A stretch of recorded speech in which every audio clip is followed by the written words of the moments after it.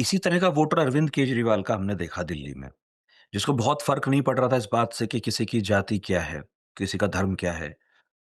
In fact ideology भी बहुत clear नहीं थी, आम आदमी पार्टी की, आज भी नहीं है। आइडियोलॉजिकल कोई वॉर उसकी दिखती नहीं है उस तरह की, है ना?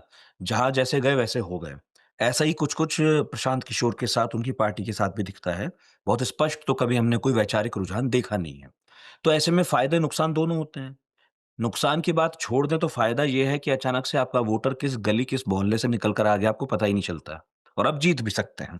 क्योंकि जो यूथ है, जो नए लोग हैं, उनसे तो ये उम्मीद की ही जा सकती है कि वो जाति या धर्म पर वोट नहीं देंगे, है ना? तो दिल्ली में तो फ़ायदा मिला केजरीवाल को। बिहार में इसी तरह के समीकरणों का फ़ायदा पीके को क्यों नहीं मिलता है? अगर मैं आपकी देखिए, मानूँ। इसमें जो मैं हाँ, इसमें जो मैं पहली बात जोड़ूँगा वो ये कि अगर ये वोट 6 तारीख के बदले 1 तारीख को होते, तो पीके का वोट बढ़ जाता। क्योंकि उस वक़्त दिवाली और छठ मनाने के लिए प्रवासियों की बड़ी संख्या आई हुई थी बिहार और प्रवासियों में इनको लेके समर्थन है।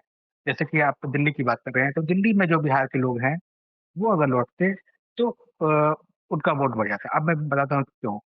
क्योंकि मैंने पहले भी कहा कि इनका जो चंचक है, जो इनके वोटर हो सकते हैं, वो है मिडल क्लास और जो बाहर निकल गया है व्यक्ति या फिर सवर्ण जाति के लोग और युवा, इस तरह के लोग हैं और बिहार और दिल्ली में बड़ा फ़र्क है। बिहार में अभी भी एक बड़ा तबका है जो जाति के आधार पर वोट करता है, एक तो ये।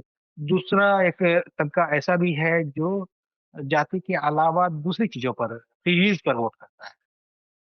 तो अभी भी बिहार में अगर देखें तो अपने डिसीज़न्स पर, अपने बायसेस पर वोट करना या उम्मीदवार तय करके वोट करना या पसंद करके वोट करना, ये संख्या मुश्किल से 10-15% लोगों की ही होगी।